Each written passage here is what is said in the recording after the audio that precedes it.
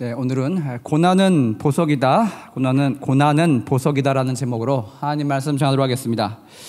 유교와 불교 문화가 오랫동안 지배해왔던 한국에서는요, 오래전부터 누군가에게 심한 어려움이나 고난이 닥쳤을 때 이를 이해하고 해석해내기 위해서 사용되어져 왔던 흔한 언어 가운데 하나가 있어요. 업보라는 말이 있습니다. 업보. 이것은 한 사람이 그 자신의 죄 또는 부모나 조상들이 과거에 지은 죄로 인하여서 현재에 와서 이 크나큰 고통, 이 어려움을 당한다라는 그런 뜻의 말입니다. 과거 무지함 속에서 우리는 이것을 그냥 마냥 받아들이고 운명으로 해석했습니다. 그래서 결코 개선해보려는 의지도 없었고 그냥 주어진 그런 불행한 상황 가운데 자신을 낮추고 억지로 끼워 넣어서 환경에 순응하면서 그렇게 살아오곤 했습니다.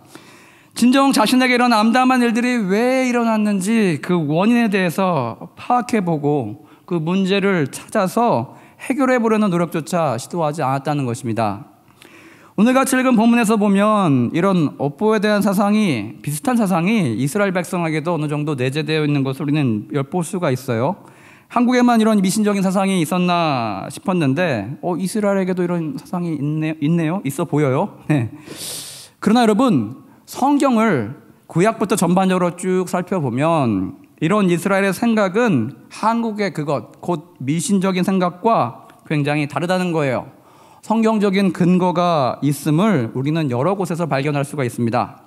우선 출애굽기 4장 11절 또는 신명기 32장 39절에 보시면 구약시대 일반적인 견해로 어떤 게 있었냐, 질병이란 하나님께서 죄악에 대한 징벌 또는 하나님의 노여움의 표시로 내리는 것이다 라는 그런 견해가 있었습니다.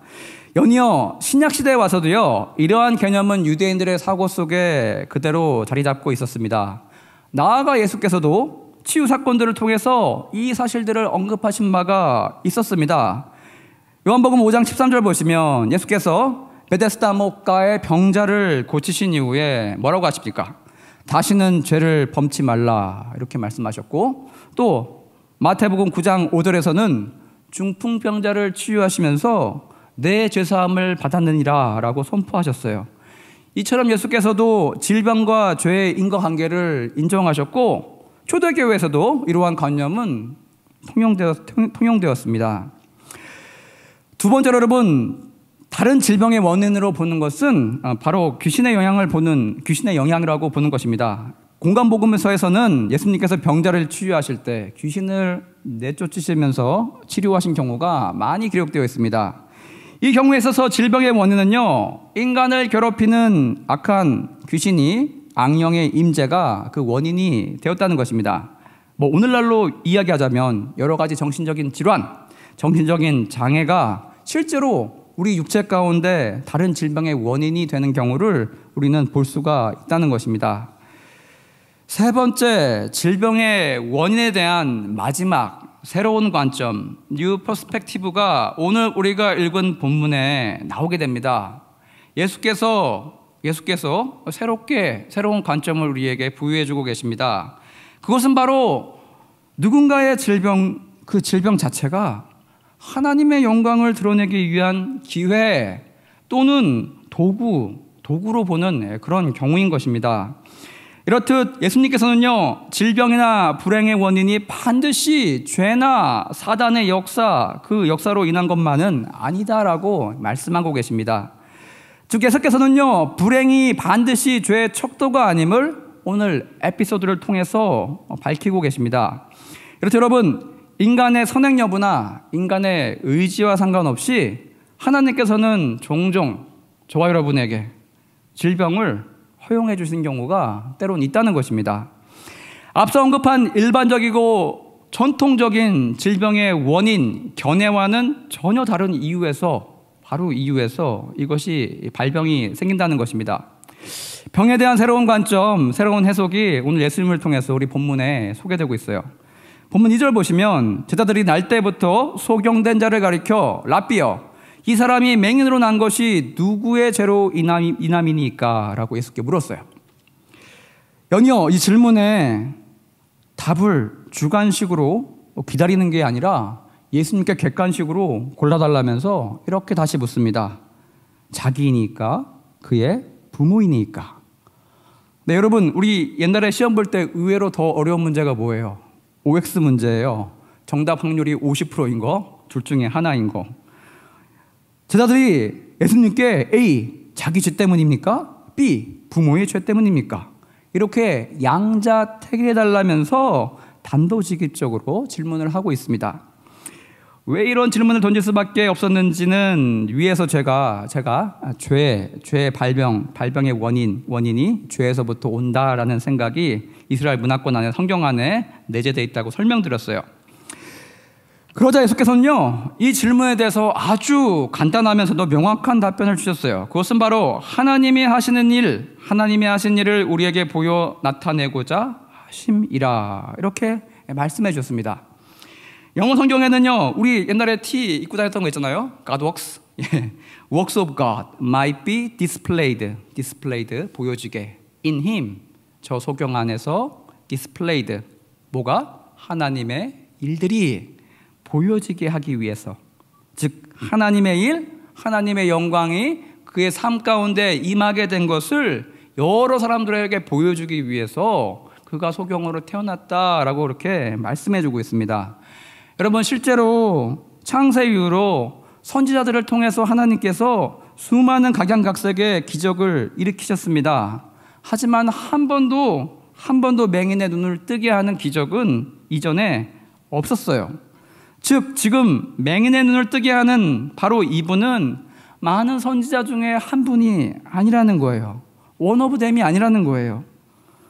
인자, 즉 하나님의 독생자, 하나님의 아들이심을 나타내는 아주 특별한 계시의 사건이라는 것을 나타내고 있다는 것입니다. 또한 여러분, 왜 맹인의 눈을 뜨게 했을까요? 맹인의 눈을 뜨게 하는 게 왜 특별 계시였을까요? 이전에 벌어지지 않은 그런 아주 특별한 사건이었을까요? 맹인의 눈을 뜨게 함은 영적인 어둠을 물리치시기 위해서 세상의 빛으로 오신 예수님이라는, 예수 그리스도라는 의미도 내포하고 있다고 생각합니다. 여러분, 이는 구약의 욥기의 스토리와 일맥상통해요. 동방의 의인이라 불리던 욥, 그 욥을 놓고 하나님과 사탄이 한번 붙었어요. 사탄이 먼저 이렇게 내기를 겁니다. 하나님, 욥에게 저렇게 어마어마한 축복을 하나님이 주셨기 때문에 욥이 하나님을 저렇게 진심으로 따르는 게 아닙니까? 만일 그 축복을요 싹 걷어가 보세요. 그러면 욥은요 분명히 하나님을 욕하면서 더 이상 따르지 않을 것입니다. 이에 하나님은 욥에게 반대로 어떻게 하십니까? 올인해요. 올인하시면서 더 크게 베팅하십니다. 아니다 이놈아, 내 말은 틀렸다. 그는 그런 알량한 축복 때문에 나를 따르는 것이 아니다. 내가 사단, 네가 그 축복을 다 걷어간다 해도 그는 여전히 나를 따를 거야. 이런 대화가 천상에서 오간 이후에 사탄의 요구대로요 욥은 받은 축복들이 하나둘씩 사라져갑니다. 그렇게 시간 지날수록 재산 잃고 자식들 다 잃고 자신의 육체 가운데 극심한 병까지 얻은 욥이었어요. 극에 달하는 고통 속에서 하지만 욥은요 탐과가 조백해요. 사탄의 예상을 완벽하게 부셔버립니다. 하나님의 기대에 부응하게 됩니다.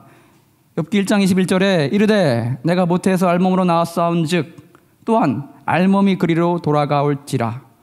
주신이도 여호와시요 거두니시도 여호와이시니 여호와 이름이 찬송을 받으실지니이다. 저와 여러분에게도 여러분 이런 고난, 고통, 우리의 질병 때문에, 귀신 때문에 원인이 아닌 하나님의 영광을 드러내기 위해서 우리에게 생기는 고난이 있을 수가 있다는 것입니다. 누가 보아도 굳건한 신실한 믿음을 가진 사람인데 그 누구도 경험해보지 못한 크고 극심한 고난을 맞이할 때가 있다는 거예요. 그럴 때 여러분, 그를 보는 사람들은 마음속으로 이렇게 생각할지도 모르겠습니다. 어떻게 저런 사람에게 저런 일이 생겼을까? 아마도 저 사람이 하나님 앞에 크고 은밀한 죄를 범했을 거야. 그래서 하나님께서 이번 일을 통해서 단단히 하고 싶은 이야기가 있으실 거야. 그렇게 이야기하면서 그가 당하는 고난의 원인을 위로하고자 찾아왔지만 욥의 화만 돋구고 욥기를 그렇게 지루하게 길게 만든 욥의 세 친구와 같이 너무나도 쉽게 그의 모든 원인을, 고난의 모든 원인을 죄로 전가해버리려 할지도 모른다는 것입니다. 그 일을 통해 하나님께서 하시고자 하는 일은 염두에 두지 않은 채 그저 그렇게 하나님의 더 위대한 뜻이 숨겨져 있음을 관가한 채 그렇게 생각할 수 있다는 것입니다.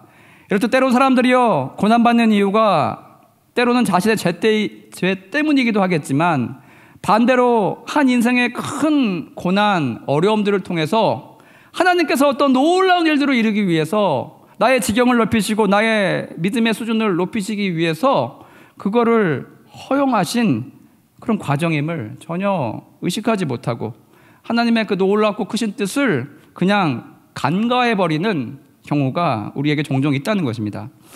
따라서 만일 내 자신이 지금 도저히 이해가 안 되고 납득이 안 되고 받아들일 수 없는 힘든 어려움과 고난, 그 상태에 처해 있다면 우리는 예수님께 나가서 부르짖어야 됩니다. 예수님의 말씀에 귀를 기울여야 됩니다. 아마도 예수님께서는요, 이는 하나님이 하신 일을 저와 여러분 인생 가운데 나타내고자, 디스플레이하고자, 매니페스트하고자, 즉 드러내고 보여주기 위해서 내가 이걸 허용했다라고 말씀해 주실 수 있다는 것입니다. 만일 그것이 사실이라면 내가 당한 고난들, 그것을 통해서 하나님은요, 하나님의 일을 하실 거예요. 또 그 나타난 일들로 인해서 하나님이 영광을 받으신다면 이 한 개인의 고난과 어려움 이내 저와 여러분 인생 가운데 축복으로 변모되고 하나님의 영광 가운데 귀하게 쓰임받은 도구로 그렇게 남게 되니 여러분, 이 얼마나 아름답고 귀한 삶과 여정이 되겠습니까? 우리에게 다가오는 고난을요, 그저 내가 못나서 내가 부족해서 생기는 결과라고 여러분 의기소침해하지 마시고 용기 있게 있는 그대로를 받아들이시고 그 속에 숨겨진 지금 감춰져서 잘 보이진 않지만 분명한 하나님의 뜻이 있음을 여러분 믿으시며 그 주어진 상황을 굳건하게 이겨나가시면 좋을 것 같습니다. 따라서 여러분, 우리 그리스도인은요, 자신에게 고난이 주어졌을 때 그 상황만을 바라보면서 일희일비하지 말아야겠습니다. 분노하고 폭발하면 곤란합니다. 그 일로 인해서 하나님께서 과연 어떤 일을 이루실까 하는 기대감을 가지시고 잠잠히 오늘의 삶, 오늘의 하루를 살아내야 할 것입니다. 왜냐하면 하나님께서는요, 결코 우리를 고난 속에 방치해두지 않으세요. 홀로 내버려두지 않으시고 그 고통 가운데 영원히 살기도 원치 않으신다는 것입니다. 어느 서점 건물에 붙어있는 고난이 보석이다라는 플랜카드를 지나다 보게 되었어요. 하나님과 밀착해서 성실하게 동행했음에도 불구하고 여러분 인생의 결과물, 여러분 인생의 기대치들이 여러분 생각과 많이 다를 때 여러분은 힘들어질 거예요. 또 믿음이 없거나 연약한 사람들이 아니 네 하나님 그렇게 신실하게 모신 하나님은 왜 이렇게 능력이 없으시냐며 어디 계시냐며 여러분을 조롱할 수도 있다는 것입니다. 우리는 이때 하나님께서 고난 중에 임재하실 영광, 하나님의 영광을 고대하고 바라보면서 잠잠히 하나님 앞에 나가야 된다는 것입니다. 그럴 때 여러분, 고난 중에 한 줄기 빛이 하늘로부터 임할 거예요. 그 빛이 내려서 고난을 넉넉히 이겨내고 계신 여러분 그 인생의 보석을 비추게 될 것입니다. 바로 그 순간 여러분, 찬란하게 사방으로 퍼져나가는 하나님 은혜의 빗줄기, 여러분 주변에 있는 수많은 사람들은 그걸 바라보게 될 것입니다. 보면서 놀라울 거예요. 오직 하나님께서 하나님의 일을 저와 여러분 인생 가운데 나타내셔서 저와 여러분의 인생을 인도하고 계심을 저들이 보게 될 때 그들은 감탄에 맞이하지 않을 것입니다. 따라서 여러분, 고난의 때에 이를 믿음으로 믿으시고 입술로 고백하며 하나님 구원의 손길을 놓고 여러분 열심히 간구하며 탄원하며 나아가는 저 여러분 되시길 바랍니다. 시편 50편 15절에 환난날에 나를 부르라 내가 너를 건지리니 내가 나를 영화롭게 하리로다. 환난날에 나를 부르라 내가 너를 건지리니 내가 우리 하나님을 영화롭게 하리로다. 이 말과 같이 여러분에게 닥친 고난, 하나님의 영광을 드러내는 매개체로 그렇게 드러나게 될 것입니다. 예수님의 가장 극심한 고난이 뭐였습니까? 그 고난은 십자가였어요. 그 십자가의 도상에서 부르짖었던 하나님 아버지의 이름은요, 허공으로 그냥 아무 응답도 되지 않고 사라져버린 게 아니었어요.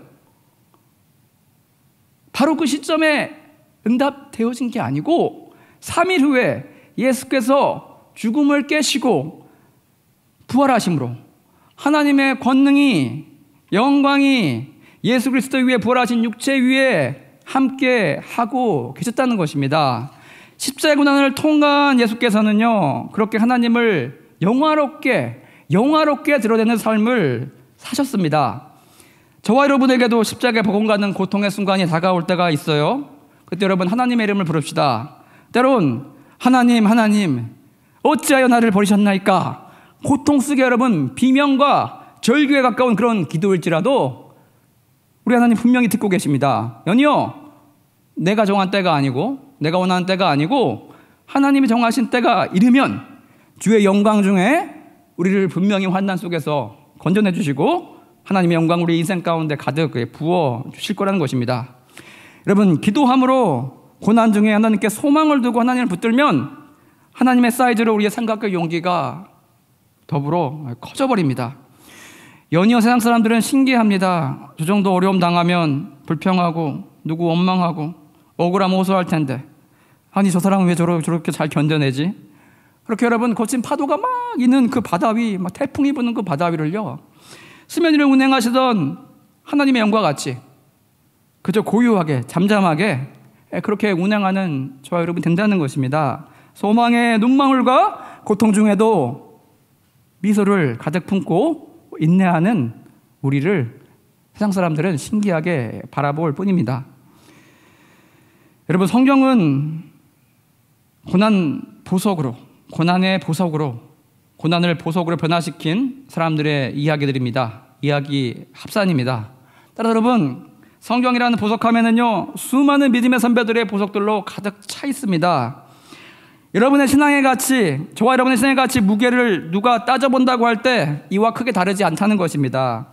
여러분의 고난을 보석으로 변화시킨 그런 경험들, 하나님의 영광스러운 개입이 여러분 삶 가운데 있습니까? 여러분 신앙의 보석함을 열어봤을 때 그 안에 루비, 사파이어, 에메랄드, 다이아몬드 가득 채워져서 여러분 너무나 아름답습니까?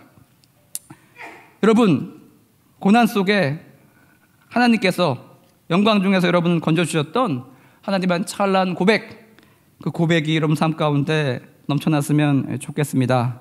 고난과 환난 중에 하나님이 하실 일을 기대하고 고대하면서 하나님께서 우리와 함께 하심을 많은 성도들에게, 또 하나님 알지 못하는 많은 사람들에게 그렇게 밝히 드러내는 저와 여러분 되었으면 좋겠습니다. 이 고난을 통해서 반드시 하나님의 영광이 여러분 삶 가운데 임하게 될 것입니다. 그렇게 주의 영광의 도구로 아름답게 쓰임받는 저와 여러분의 아름다운 인생 되어지길 주님의 이름으로 축복드립니다. 다 같이 예수 나라오라 하네 찬양하시고 기도 나가겠습니다.